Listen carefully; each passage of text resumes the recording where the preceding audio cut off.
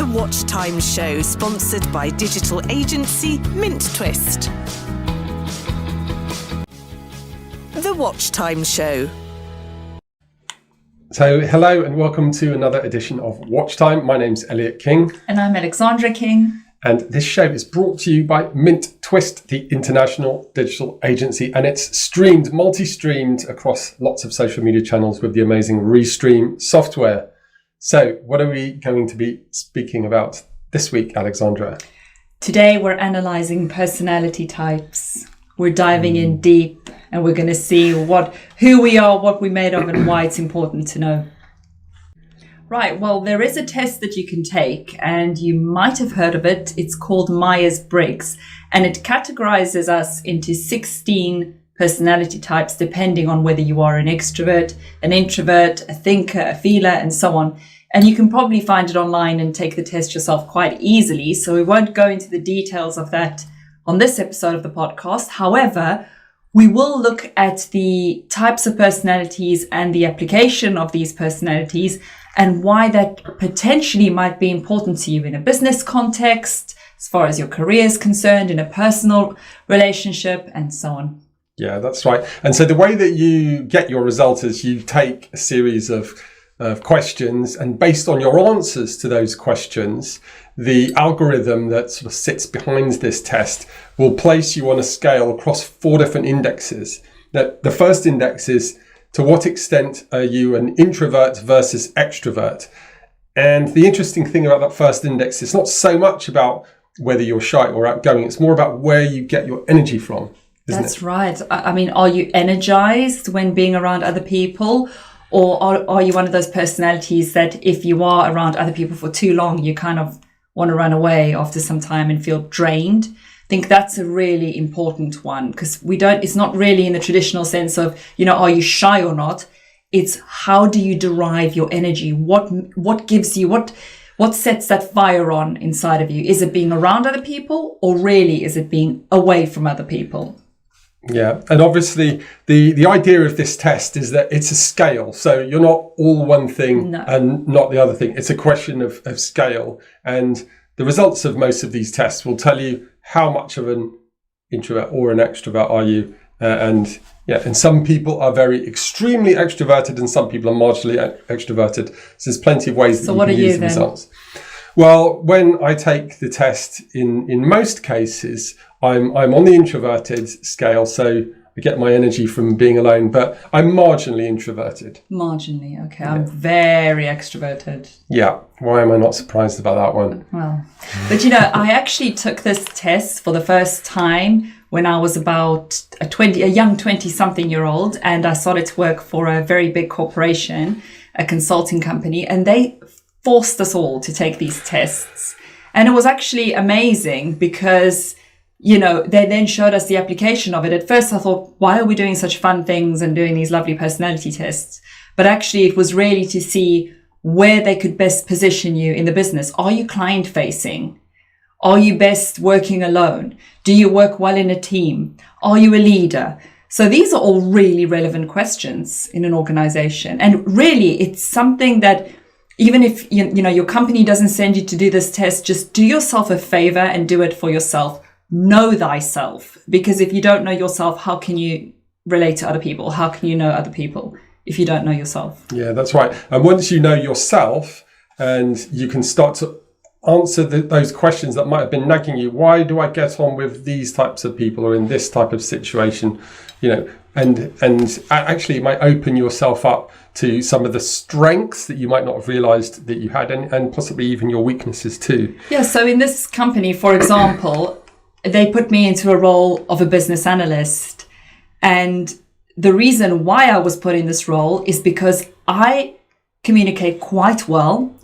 And my job was to communicate with the people that didn't communicate so well, but were extremely good at the detail that they were doing. So the really, really hardcore programmers who were actually quite reserved, they didn't particularly like too much of this interaction. But I had to learn to work around that. And for example, instead of just pouncing on them and saying, can you do this for me? What's the answer to that? And I would send an email. I would warn them that I'm on my way. I'll be at your desk in 5 minutes. Is that all right? We can have a meeting. This is what, and they would hate it if you just spontaneously said, oh, what's the thing about, the answer to that? No, you have to warn them. What exactly do you want from them? And so on. So the test will really help you. I mean, it is amazing though. Yeah. It's amazing. It almost sounds like you're talking about a different species, but the interesting thing is there are 16 different personality types, and it's not the case that the same personality types will necessarily match perfectly. So someone like you who's quite extroverted can match quite well with an introverted person if you approach them in the right way, which I think is what you're talking about. That's here, isn't it? You have to learn a method. Different people want you to approach them in different ways. You interact with different people in different ways. So the more you learn about this, actually, the better of a communicator you really become. It's quite scientific. Yeah. So the second index after extroversion versus introversion is sensing or intuition. And this is about how you perceive information. So if you're a sensing person, you take the information very much as fact. Yes. If you're an intuitive person, you'll look to pattern match almost different aspects of different information in order to come to your conclusion. So intuition is attention to meaning, to the possibilities that can be, to all these wonderful, great ideas, whereas sensing is more paying attention to the world around us through actual experience. So which would you say you are? Well, in the tests, I come out as an intuitive person, an intuition person. Right. Which, again, it's not necessarily what I would have thought of myself before taking this test. It's a very different way of thinking. It is very different. So, for example, for an intuitive person, it's more about what is the actual truth, the absolute fact that's presented, if you're analyzing a problem. And for the sensing person will be, well, let's look to the world and look around us and see the sense our feelings about it. Not so much fact and absolute truth, but more of an objective outlook. So it's quite tricky in a way. It's tricky, but if you answer the questions on these tests, it will sort of give you the answers, and it will, to some extent, explain, why you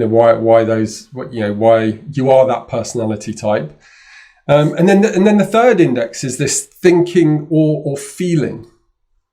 And what's that all about? Right. Well, do you consider yourself more of a thinker or feeler?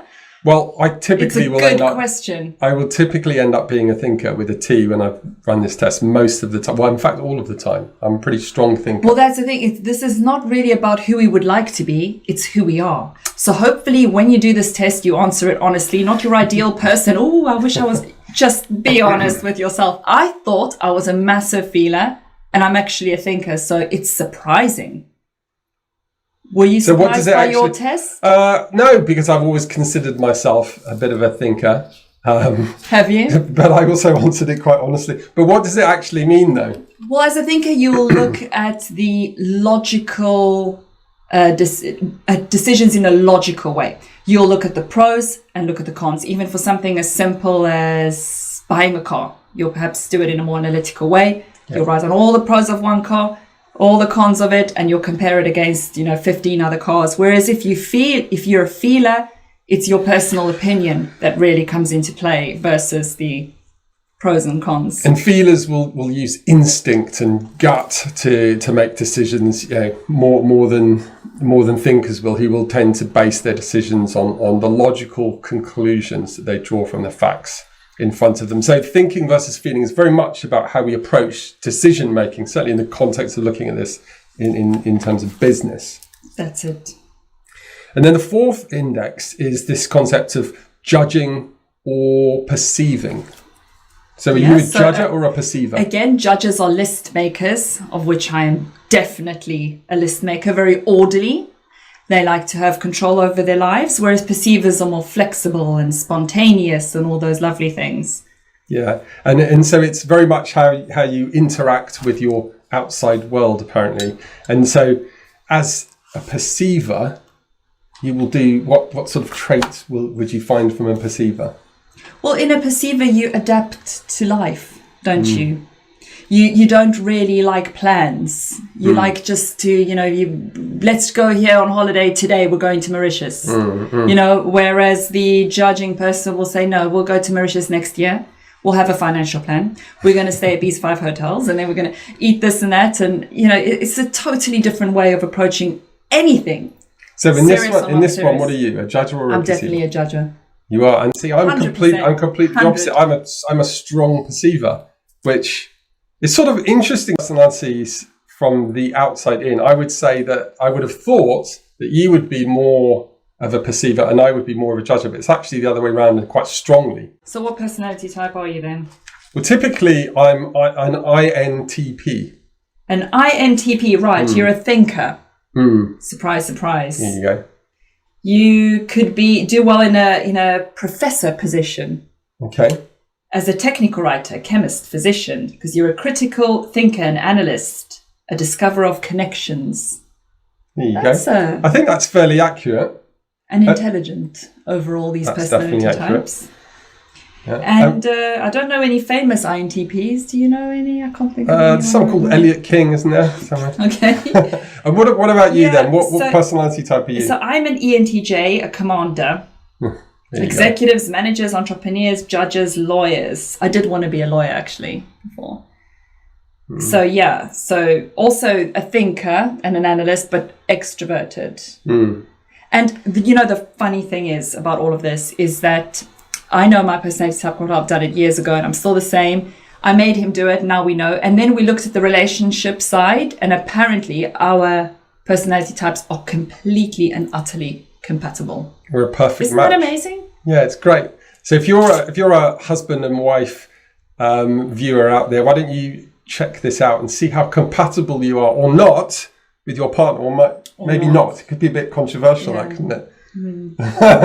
Go for it. Just analyze and see. Yeah. But in the workplace then, so quite an increasing number of organizations are using this personality test to evaluate their teams and then potentially look at some of the information to help inform their decisions when creating teams and project teams going forward. How relevant and valid an approach do you think this actually is for organizations out there? It's extremely valid. So as I say, when I went into this test, I didn't quite, before we actually even sat down to do the test, the lady who was in charge of it was just observing us in our different groups before anything actually even started, and was already looking at the personality types, the extroverted ones chatting really loudly over one another, the more introverted, quieter, strategic thinkers looking at the detail on a notice board, or just having a quiet, discreet conversation, just 2 of them in a group and so on. So you can already very quickly start to tell which personalities are which. Actually, once you have this information, it is so much easier to understand people, to understand how to approach them, and as a business leader, to understand where best to place your employees. Yeah. Should someone, as much as you like them, should they really come to the meeting with you? Really? I think that's a really good point. It's a great methodology to apply to the way that you look at personality types and to help you make decisions. As a thinker, as an INTP, I would say that obviously any modeling process like this, it's just a model. It's not the real world. In the real world, we're all individuals with our own unique characteristics, but there's no doubt that by applying this model, you can draw some useful insights. Potentially, well, the model is 90%, at least 90% accurate. It's been around for a very long time. It's very famous and it's pretty well respected. So absolutely, yeah. And I suppose a final point that I would like to sort of get your thoughts on. So obviously, when it comes to getting on with people and forming relationships with people, you were talking earlier on about your ability to work well with programmers, even though they were very different personality types to yourself. So what would be your tips, in that regard? How should we, as individuals, whatever our personality type, get on with others, particularly, in the workplace? Well, listen, you're not really going to be able to hand someone a little sheet or point them to a website link and say, listen, we have to work together. I need to know your personality type. So please sit down. You have an hour. See you later. Tell me, you're not always going to get that. But if you do your own one and then you read up more about it, really learn about the different types, then when you next speak to a different personality type, try and really listen and pick up signals of where they might be coming from. And then try and apply this methodology to it to see, well, how best could I approach this person? For example, is it the sort of person that can handle direct feedback? Or is it someone that, you should tread more carefully because they're really a feeler? And if you go in there, you might just break them. So it really is about self-awareness. Self-awareness and the ability to take the information that you have and apply it to real life. So really, it wouldn't harm you at all. In fact, you'll be doing yourself a huge favor to inform yourself about different personalities and how best to apply these strategies that you can learn. Yeah. It's fantastic stuff. So just to clarify, because I've seen you being pretty blunt and direct with not just me, but other people in the past. What? Are you saying that you are successful in applying different approaches to different personality types? I think so. I think if I find someone, I do analyze well, and if I see that someone is a little bit more thick-skinned, if I pick that up, and normally I'm correct, then I'll exert a bit more pressure. And if I feel that they're a bit more sensitive, I'll rein it back and I'll just mind their, I'll help them along a little bit. I think it's really important to tune yourself into others. And if you can do that, that will make you a superb communicator in every aspect of your life. Politics, business, family, relationship, whatever. 100%. Yeah, I think, look, that's a good point. So whatever personality type you are, having an understanding about yourself. Yes, and also, look, American elections going on now. You can Google personality types of the candidates. What did we Google? What was... Boris Johnson, ENTP, for those living in the UK. A visionary, imagine that, intelligent. But let's look at President Trump, an ESTP. Wow, what's that type? Which is a personality type that's a doer. Hands-on, no rules, no obstacles, no worrying, focus, and quick decisions, which can sometimes lead them into problems and trouble. Yeah, it sounds pretty accurate. Versus Joe Biden, ESFJ, who is, a classic extrovert, craves others, company of others, wants to be in the spotlight, and is actually quite a helpful person and someone who brings people together, builds relationships, has a natural warmth. Two very different personality perhaps types. Not as with their pros and cons. Yeah, I don't really want to get too deep into politics. Look, they both have their advantages and disadvantages, but if you have this sort of information, it will also give insight into their personalities. Well, I think a lot of the political parties actually certainly do run personality tests on the candidates and then look for the affinity of the general population towards those different personality types. And it's pretty obvious that they would be asking their candidates to engineer their personalities to fit with what the voting public and data is telling those. Well, look, if you're going to, for any position, if you want to energize the public, you want someone who gets energy from the public. You want that person to, engulf themselves in this energy and then bring it back and motivate people. So you wouldn't really look to the introverts of the world for that role, similarly in sales. So it's fair to say that most, successful or famous politicians and celebrities would be more likely to be extroverted than introverted. Not always, because, for example, when you have someone like Oprah Winfrey, she's very famous, she's extremely successful, she's on TV, but she's a counselor type. So in her role, although it's a very public-facing role, she will sit and listen to the concerns of others and really, communicate incredibly well in an extroverted way, but she's not. She's more of an introvert. However, the other elements of her personality support the role that she does. Interesting. So it's actually much more complicated. So you've got to spend time and get into it and look it up online and do your own research, and you will be fascinated. It's so much to learn on this topic. So much. Big topic of conversation. So top tip, let us know in the comments and the feedback, what personality type are you? Okay. There you go. Well, let us know if you look into it and let us know what you think. Do you find it helpful? Do you think it's a lot of nonsense? Your comments are always welcome. Yeah. So thanks very much for watching. It's bye-bye from me. And have a lovely day.